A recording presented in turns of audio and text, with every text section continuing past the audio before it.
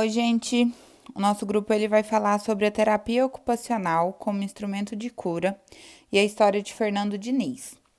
O grupo ele é composto pela Amanda Leonel, Ana Laura Ludovico, Natália Barros, Raíssa Vitória, Vitória Cristina e Virgínia Luiza.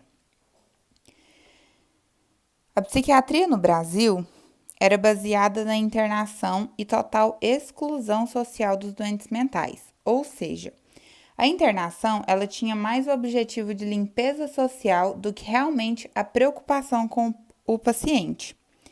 A prática da terapia ocupacional, ela volta para o interior dos hospitais e tem como objetivo a promoção da inclusão social e ocupacional.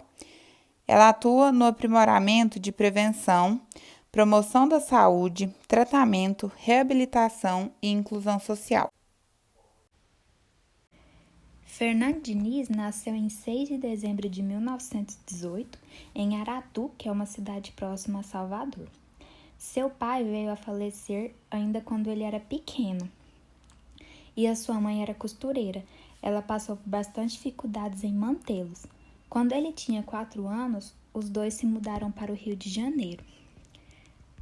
Fernando experienciou desde pequeno o contraste entre sua moradia e as mansões em que sua mãe trabalhava. Em uma dessas casas, Fernando passou a conviver muito com Violeta, que era filha de um grande advogado. Ela lhe ensinava palavras e eles brincavam muito juntos. Com isso, nasceu uma paixão de Fernando para Violeta. Então, assim, ele passou a sonhar em se tornar engenheiro para ter condições de se casar com Violeta. Aos 9 anos de idade, Fernando é institucionalizado e passou a viver em um asilo de freiras, onde ele aprendia noções básicas de matemática e português.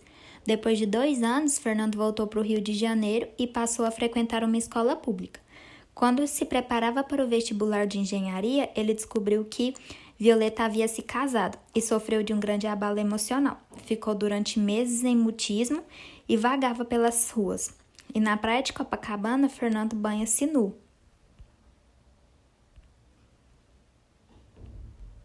A polícia foi chamada, ele lutou contra os policiais, mas foi levado preso por atentado ao pudor e desacato à autoridade. Ficou durante 6 meses detido e, quando foram avaliadas suas alterações psicológicas, foi transferido para o manicômio judiciário e de lá foi levado para o Hospital Psiquiátrico Engenho de Dentro.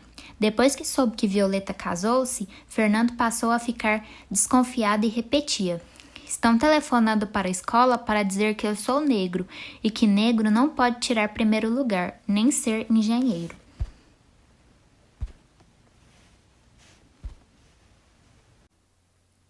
Durante os primeiros anos, Fernando ele foi submetido por tratamentos como o eletrochoque e o coma insulínico. Durante esses tratamentos, o quadro dele não sofreu nenhuma modificação favorável. Depois de passar por vários espaços de exclusão, Fernando ele finalmente se encontrou no hospital psiquiátrico, de onde ele nunca mais saiu. O prontuário dele descrevia um sujeito sempre cabisbaixo, isolado e alheio ao mundo. Em 1949, Fernando ele passou a frequentar a sessão terapêutica ocupacional, dirigida pela doutora Nise da Silveira. Quando ele teve acesso às tintas, aos pincéis e aos papéis, ele conseguiu se expressar muito bem. E todas as atitudes dele no ateliê, elas eram muito importantes, porque elas tinham um contraste muito grande com o que era descrito no prontuário dele. Ao invés do negativismo, se via muita ação, e no lugar do mutismo havia um excesso de expressão.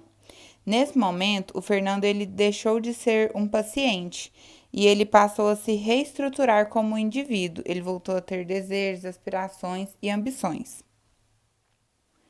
A participação do Fernando, ela se deu em 2 níveis: de maneira espontânea, que era nas pinturas e nas modelagens que ele produzia, e em conversas com a monitora, que era quando ele relatava sobre a vida dele e sobre os quadros.